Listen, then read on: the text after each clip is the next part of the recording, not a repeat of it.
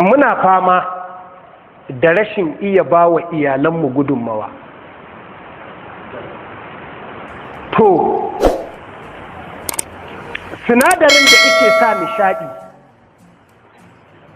ku ji wani ikon Allah, da lafiya da cikakken ɗa namiji, sinadarin da kake sa wa idanka annabi ya umarni a dinga sa shi. Yau gashi zan ce ka sha shi. Menene shi? Kwallin can dai. Ai ba ƙasa ba ne, wa ya ce ma kwalli ƙasa ne? Shi ne farkon magani a duniya ta biyu bayan shafe duniyar Adamu alaihi salatu wassalam. Duniyar annabi Nuhu shi ne farkon magani. Al'ummar annabi Nuhu da suka sauka daga cikin jirgi zuwa kan dutsen Judi ba sa gani, idan su mutuwa saboda hasken ruwa kawai da suka dinga gani. Suka ce annabin Allah, idan mu fa ya dauke, ba fa ma gani inda muke takawa. Annabi Nuhu ya roki Allah, Allah ya ce fasa dutsen na cikin sa akwai dutse, ciro wannan dutsen murzai su dinga sa, shine kwalli, suna sawa idan su ya dinga washewa, shine ismudi. Shi aka fara magani da shi, Islamic history.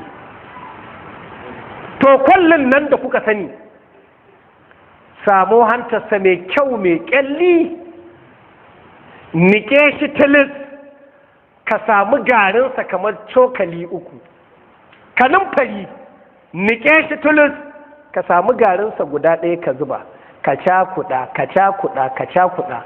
Ƙaramin cokali za ka dinga sha a nono wanda ba a cire maikonsa ba ko madara ta shanu, ka zuba ka kaɗa ka sha. Yau ka yi gobe ka yi, ta za ta ce ashe mai gida lafiya lokaci? Ashe kana da lafiya? Kwalli da kanumfari ya dawo maka da gangar jikinka. Wallahi gashi a gida kana tafiya kana kyale shi, ka tafi Allah malam dan maganin abin da nake nema, a dan taimaka min kaza kaza, amarya fa so take ko uwar kyau, ko ba haka bane? Kwalli da kanumfari in ba za ka iya ba, ina da shi, zan iya baka.